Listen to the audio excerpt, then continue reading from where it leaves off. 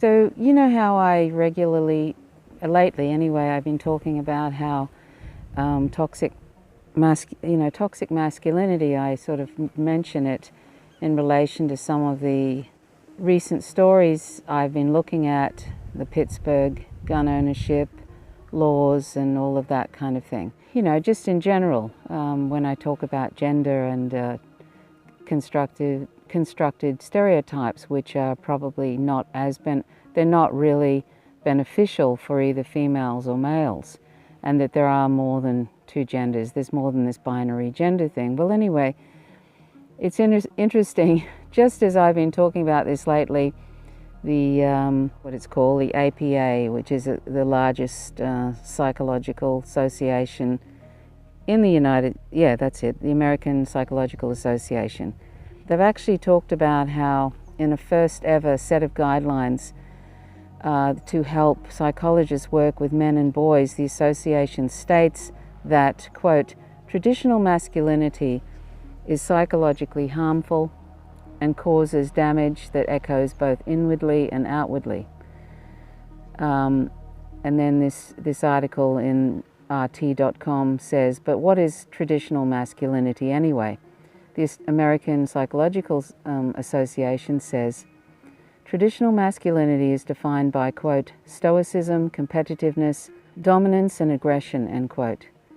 It's found in men's resilience in the face of adversity and insistence on, quote, looking tough, end quote, despite mental suffering, and in their tendency to handle emotional strain with anger, end quote. So this is actually a really important thing. I'm sure there'll be people that will come onto this thread or come onto any thread that talks about this, and they'll think that it's about destroying gender and all this kind of thing, and they'll blame trans people and all sorts of things. You know, this is what happens when you ever talk about these constructed stereotypes, which is what they are, and how damaging they are to both male and female. And on the American Psychological Association's Twitter site, I think it's their Twitter page, January 8th, 2019, they say,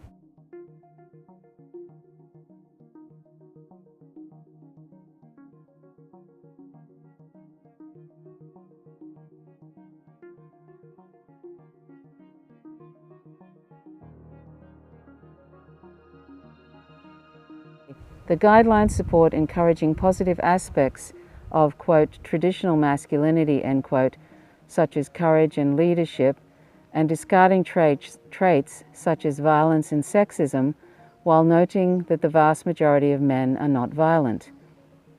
And it goes on to say, on Twitter, traits of so-called, quote, traditional masculinity, end quote, like suppressing emotions and masking distress, often start early in life and have been linked to less willingness by boys and men to seek help, more risk-taking and aggression, possibly harming themselves and those with whom they interact.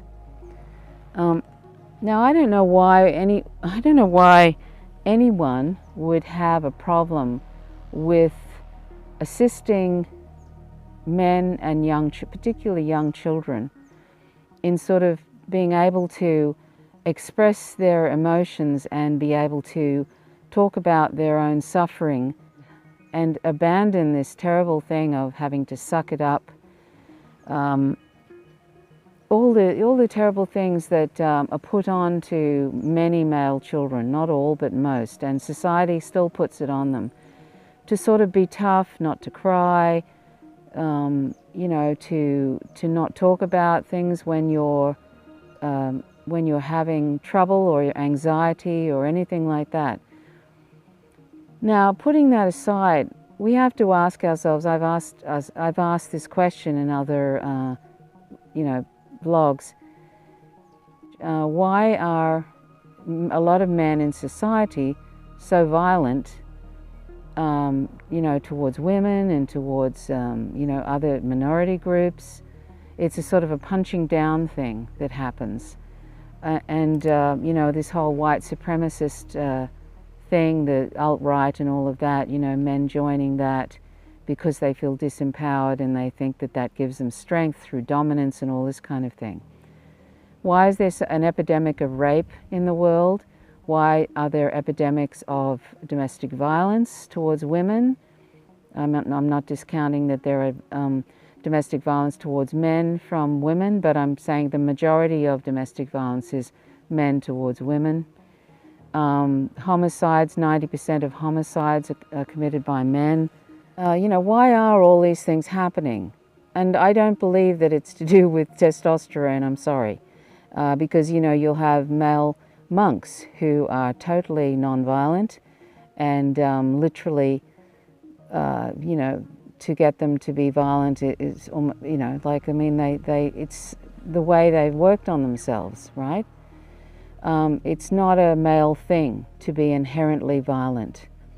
Of course, testosterone can make men more aggressive, but I mean, as I say, you know, there is much evidence of men who are not aggressive, who are not violent, who do not want to dominate.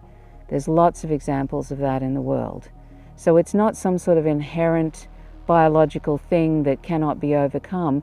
It's something that is taught via patriarchy, via our society, via our mainstream media, via our parents. It's reinforced all the time. It helps also with the war machine, because if you have stereotypes of toxic masculinity that are, sorry, I look a bit disheveled today, that are worshipped by society in a way through movies and and social media and all sorts of things like that, then that's what young men and boys think is a good thing. But it's not a good thing. It's not a good thing for them, and it's not a good thing for women. It's not a good thing for trans people and gender diverse people. It's not a good thing for people of other races. It's not a good thing. It's an abusive thing, which is really, really abusive towards men themselves, to force them into those sorts of ways of being. It's abusive towards men and young boys to have to live like that, you know, to not be able to express themselves, to not be able to express that they're suffering, that not be able to express that they're anxious, not that they have to be careful who they cry in front of and all this sort of thing. And I feel like sometimes part of misogyny is this sort of, you know, part of it is almost like a resentment towards the like women, as if women have put them in this position of having to be like this, and because women are allowed to be expressive, are allowed to cry whenever, are allowed to be empathetic and just be themselves, and they're allowed to wear pretty much what most things they want. Of course, there are oppressive stereotypes that are forced on women, and we're judged by our appearance constantly, rather than who we are. But I'm just talking now about the things that are put onto men. Those things are, they're abusive to men, and they're abusive to young boys, and I think it's tragic. But I'll read a little bit more about this. You know, I think it's tragic what we're expecting men to be, and men are not some sort of what's the word? Everybody's an individual too, you know. So, you know, this whole expectation on people, and instead of allowing people to just be who they are, we're corralling them into these two really ridiculous constructed stereotypes. So anyway, here's some more from this article from RT. The association blames this masculinity for the fact that 90% of homicides in the US are committed by men, and for the fact that men are over 3 times more likely to die from suicide than women. Boys are also far more likely to be diagnosed with ADHD than girls, and suffer harsher punishments for misbehaving in school. I know that in the 60s, when I was when I was in primary school, The boys in that school, there weren't very many of them, but they were always unfortunately, this is a Catholic school, and they used to love dishing out, sort of punishment by, hitting you on the hands or with rulers and all sorts of things, hitting you on the backs of the legs. I was hit a lot at school by nuns, very unhappy nuns. It was quite sad in retrospect. I saw how unhappy they were. But young boys in that school, in that Catholic school, they were regularly trotted out in front of the class, and the nun, would get like 3 fat rulers and hit them on the hands really, really hard, like once or something, or maybe more than that. And you could see that these boys, their faces would go red, but they weren't going to show these nuns that, it really hurt, and they weren't going to cry and all that sort of thing. And right before my eyes, I could see this sort of abuse and how sad it was, because those boys obviously weren't having a great time being at school. Either they were having trouble, with their actual studies or whatever, or they were having trouble at home. They didn't really have counseling in those days. Who knows what was going on? They could have been abused at home. They could have been sexually abused. Who knows? And so these, some boys would act out, and then, or, maybe even just a little bit. And then they were dragged up in front of the class and hit with these rulers, and then, it's just sort of awful. And when I was in grade 1, I was hit by, and this is sidestepping, but I was hit by a Catholic nun. I was like 5 years old. This is 1965. 5 years old, and I couldn't read. She said, read the board diagonally. It was a board from 1 to 100, a blackboard. And at the time, I didn't know what diagonally meant. And she just kept hitting me on the back of the legs with this ruler until I had red stripes on the back of my legs. I remember it really well. I remember, looking up at the board. I remember, I can still see the size I was, looking up at this board and not really knowing what diagonally meant, and her hitting me over and over and over again in front of the class, right? Anyway, this was something that they just dished out to whatever, because they were unhappy. That's just a sidestep, but it gives you a little insight into Catholic schools in the 60s. In Australia anyway. So I'll just read some more. As such, the APA, the American Psychological Association, is instructing psychiatrists to change how they talk to their male patients. Clinicians, the association says, must be aware of and challenge, quote, dominant masculine ideals, end quote, and, quote, combat these forces, end quote. According to the APA, quote, traditional masculinity ideology has been shown to limit males' psychological development, constrain their behavior, result in gender role strain and gender role conflict, and negatively influence mental health and physical health, end quote. And that's sort of, those studies have actually been, I've heard of studies like this before. So this is not particularly new, but the fact that the American Psychological Association is instructing now psychiatrists and psychologists to really keep this in mind, and to change the guidelines on how to approach men. You would think that this would have been sort of something that would have been done ages ago. I'm not a psychologist, right? But years of just seeing how these toxic gender stereotypes affect people. I have trans friends, and they were, some trans women, and they were raised as males in the beginning. And, how damaging that was for them, particularly being trans, and, not being able to sort of talk about that. And also, and the fear of being, they're completely on the fringe, right? But just seeing how these things have affected people, and when they finally talk about it. And also women, the terrible stereotypes that women are forced into, and this evaluating women based on mostly what they look like. That's still going on today. it's even worse with all the social media and the bullying and all that kind of thing. I mean, it's so ridiculous. We're on the edge of extinction and we're still doing this nonsense, still doing this BS to people.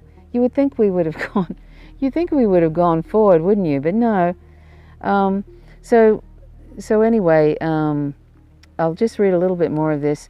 And then it goes on to say that furthermore, they must, quote, understand how power, privilege and sexism work, end quote, to both benefit and harm men. Now, there are men who don't want to let go of that. Lots of men, and that's what patriarchy is. I mean, you know, when you have power, privilege, and when sexism works for you, then why would you want to give that up? That's why, you know, power never relinquishes without demand, you know. So there'll be a lot of men who will have a big problem with that, you know, with addressing that, because they don't want to relinquish that sort of toxic power, you know. So that's going to be unfortunate. But that's the sort of, I mean, I posted something on Instagram, and immediately I had one of those kind of men's group people. I went to have a look at their page, and it's all blaming women for everything. And you know, you're going to get people like that, sadly. But this is sort of a liberation thing for men and women. And it's also going to address the violence on the planet. And that's what the American Psychological Association talks about later. And Dr. Ryan McDermott, a psychologist who helped draft the guidelines, wrote, "If we can change men, we can change the world." The association was one of the first such groups to stop considering transgenderism as a mental illness, with the publication of its 5th DSM in 2013, clearing the way for a raft of pro-trans policies like President Obama's decision to open the military up to transgender recruits in 2016. Well, I don't see that as a fabulous thing, opening up the military. I don't see that opening up the ability for trans people to kill people is not something I would think was a great thing, but you know, but anyway, you'll see little Alia in the background. Just so, in case you've never watched my channel before, we have a little bird be safe collar on her, which is sort of like a bright collar that birds can spot, but we sort of do supervised outings with them anyway, although it's hard to supervise when I'm actually talking to a camera, but there you go. At the present time, most of the time we're able to supervise them. Anyway, so let's see. And it goes on to say, shifts in society's perception of gender have influenced the latest set of guidelines. Quote, "What is gender in the 2010s?" End quote. McDermott wrote in the guidelines, quote, "It's no longer just this male-female binary," end quote. So anyway, there's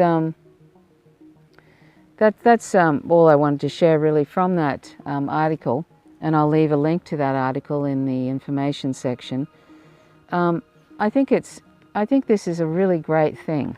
I think it's long overdue, and I'm actually surprised that this has happened now, because everything seems to be going backwards so badly that I really was quite shocked when I saw this article.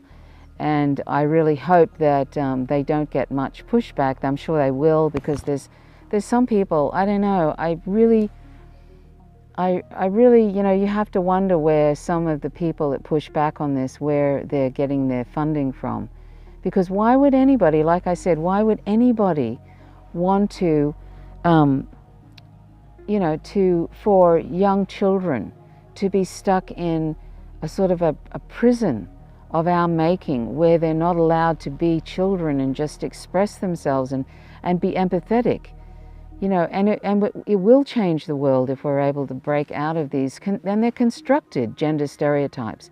Have you ever wondered what we'd be like if we didn't have these constant messages being put on us right from the word go, like this girl, she's got to be in pink and she's got to love dolls and all of this. It keeps, you know, she'll want to get married, she'll want to have children, she'll want to wear pretty dresses, and she'll be thinking about her wedding and all this sort of nonsense, absolute nonsense. I guess I can be grateful in a way that my parents just allowed me to be. I mean, I'm sure they did try to, they put me in dresses and all that kind of thing, but if I ever said, you know, I wanted something and it wasn't really a girly type of a toy, they would get me that, you know.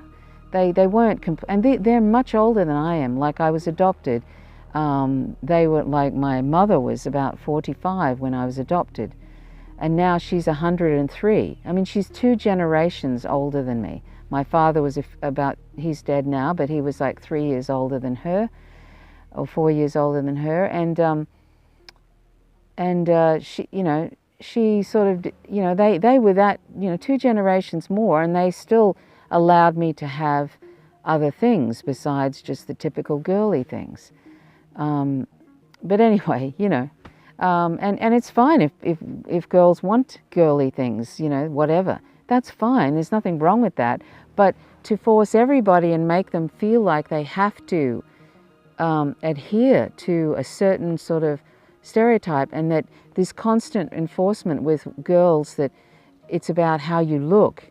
I mean, that's still put out there. It's unbelievable in this day and age that is still put out there. And it's put out there in all sorts of covert ways, in sort of subliminal ways and overt ways. And you know, women still feel like they're judged by their appearance. And they are judged by their appearance a lot of the time.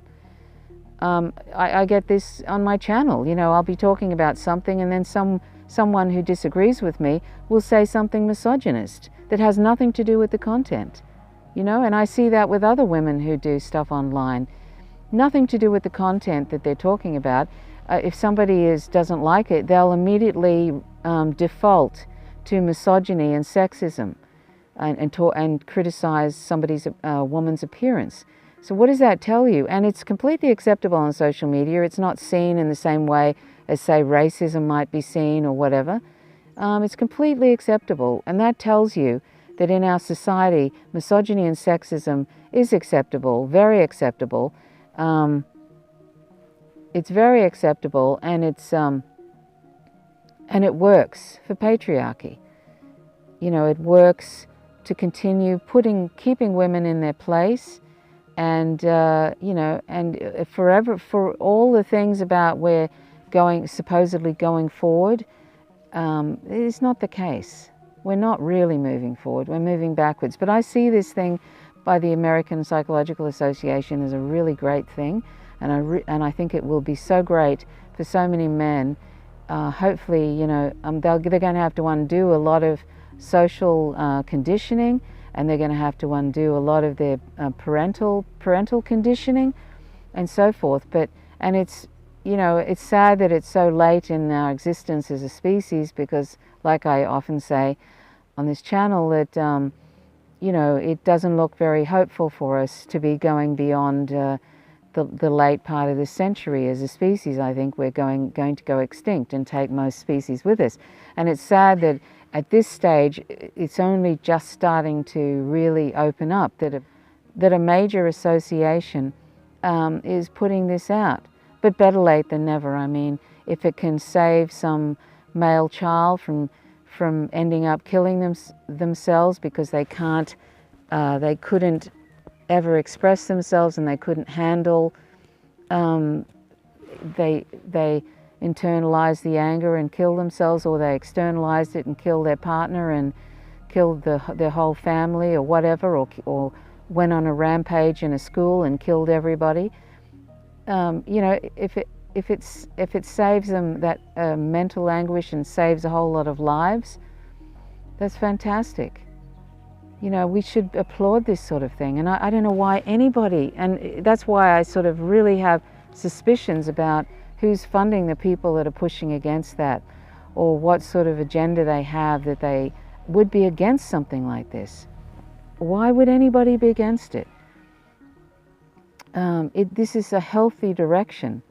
If you're male and you're watching this, you probably know what I mean. If you think about how you grew up, you know, there was probably times where you were really stressed out, that you were really depressed, that there were probably instances where you felt like crying, and your parents or your relatives or society or your girlfriend or your boyfriend, whatever, you know, sort of was telling you to suck it up or laughing at you or whatever, you know.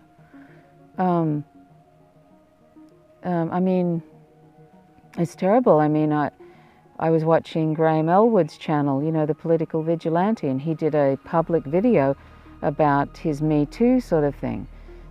And when he was talking about his abuse, he had an abusive partner at the time, and this abusive partner laughed at him, you know, about his abuse at the hands of an older female when he was very, very young. Graham was laughed at by, you know, his partner at the time, who was abusive towards him, about his abuse when he was very, very young, like 3 years old or something like that. You know, and I think, you know, some relatives or something, friends, they basically told him to suck it up, you know. That's terrible, you know. It's just terrible. What, because he's male? It's tragic. So, you know, if you're male and you've been put through that, you know, and then that can sort of harden you up. And then in some ways you may even resent those that don't do that, you know, don't have to do that.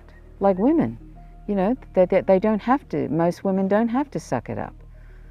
You know, you can express your feelings and you can dress how you want and you can talk about your feelings and stuff. I mean, I could imagine that some men might actually feel very, very resentful of that women are able to do that. Even gay men, you know, they're sort of, gay men are even sort of still suffering from those stereotypes, and sometimes they go the other way. As a sort of an FU to those stereotypes. But, you know, there are all sorts of, there's so many consequences. And, you know, ecocide, you know, if we don't care about the planet and we're not into sort of like nurturing the planet, which is not only our home, but it's the home of 99.99% of the planet's population who are non-human. And as you probably know by now, if you watch my channel, I'm vegan. And so it's very, very important to me that we are inclusive of non-human animals and that we stop viewing them as things and we start to stop viewing them as resources and stop using them as resources, stop eating, wearing and using them, because it's all linked to, it's otherizing, like we do to humans, we're doing to non-humans. It's very, very important as a species that we stop dominating and oppressing and exploiting and killing these other species that are on the planet because they had the misfortune of being born on the planet with us. We've got to stop doing that. So we need to go vegan. And I'll leave a link to howtogovegan.org so you can find out more.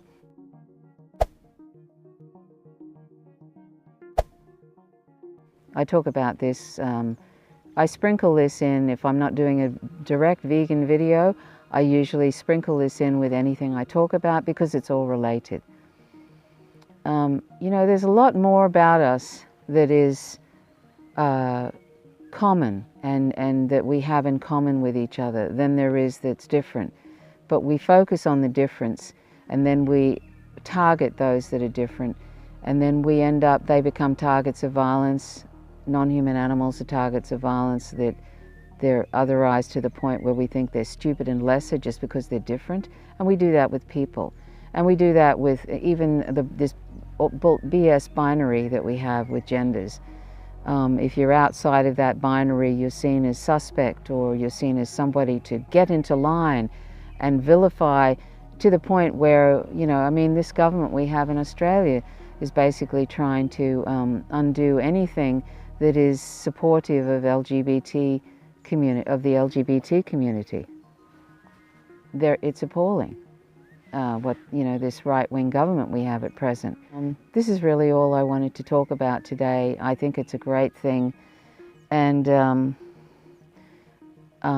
I expect that there might be some sort of men's group type comments in the comment section that just kind of will distort this and make out like we're trying to destroy men and whatever, and you know, all this sort of thing. I mean, it's really sad that some people are either so indoctrinated into what they think is normal and natural, and it isn't natural, and or they're actually, there's an agenda there that they're trying to push for a certain outcome.